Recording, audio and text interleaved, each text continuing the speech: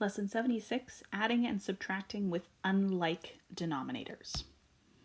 So just a quick review from yesterday. Yesterday you did some adding and subtracting where the denominators of both of your fractions were the same.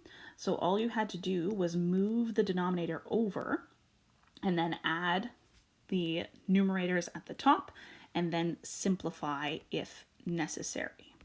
So we divide by 2, we divide by 2. I think this was one of my examples yesterday, so deja vu.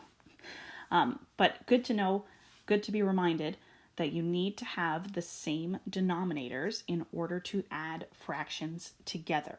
Okay, so for today, you are going to have questions where the denominators are not the same, which makes it difficult to add the fractions together. So let's take a look at this model that I have drawn for you down here.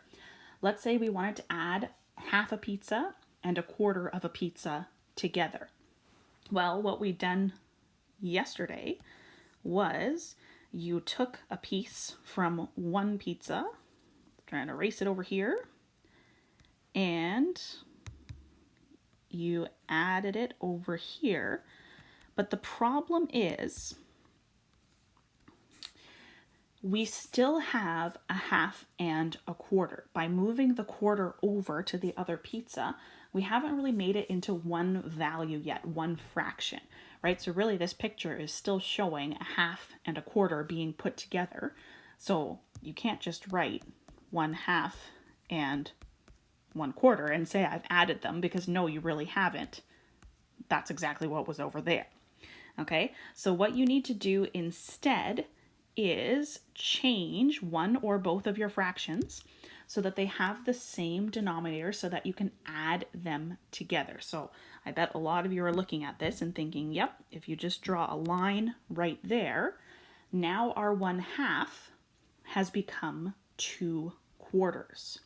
Then when we add 1/2 and a quarter together, we know that we have 1, 2, 3 quarters.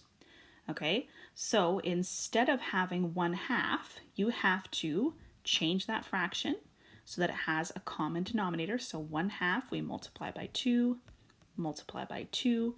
We end up with 2/4 plus 1/4 equals 3/4. Okay, so really the only step that we are adding today, grade 6, is changing the fractions so that they have common denominators so that you can add and subtract them just like you did yesterday. So let's just do a few more examples. So if you don't have a common denominator, you have to make your fractions have a common denominator. So just like we've been practicing in the last unit, you take a look at your denominators and you think to yourself, what could I multiply those numbers by to get the same denominator? And in this case, well, you can think to yourself, I have a 3. I can multiply 3 by 2 to get a 6. And then I can just keep this fraction the same. Okay, so we'll just move it down. So we have 5/6 minus now 4/6. So you just do your subtraction. You keep your denominator the same. Now that we've got a common one, we need a 6 on the bottom. And you do your 5 minus 4, and you get a 1. And 1/6 is your final answer. So if there isn't a common denominator, make them have one. And then you just add and subtract like we did yesterday. Now, one more example I want to do with you just to demonstrate something. I think I have mentioned in videos before that if you are to take a look at your two numbers and you just multiply the fractions by the opposite denominator. So what I mean by that is we take 4 and we multiply it by 10. So we'd multiply this number by 10, and then you take our 10 and you multiply it by the opposite denominator.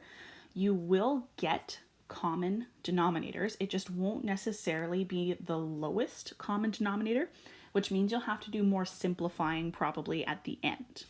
Okay, so this question could become 10/40.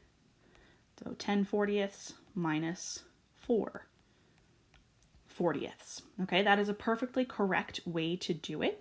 But you, like I said, you just might have to do more simplifying of your fraction at the end to get it in simplest form.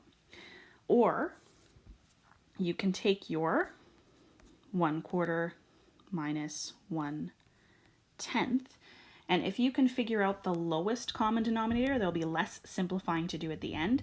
So if you think about 4 can be multiplied by 5 to get to a 20. So you can multiply it by 5, and then you can multiply the 10 by 2, and then you end up with 5/20 minus 2/20.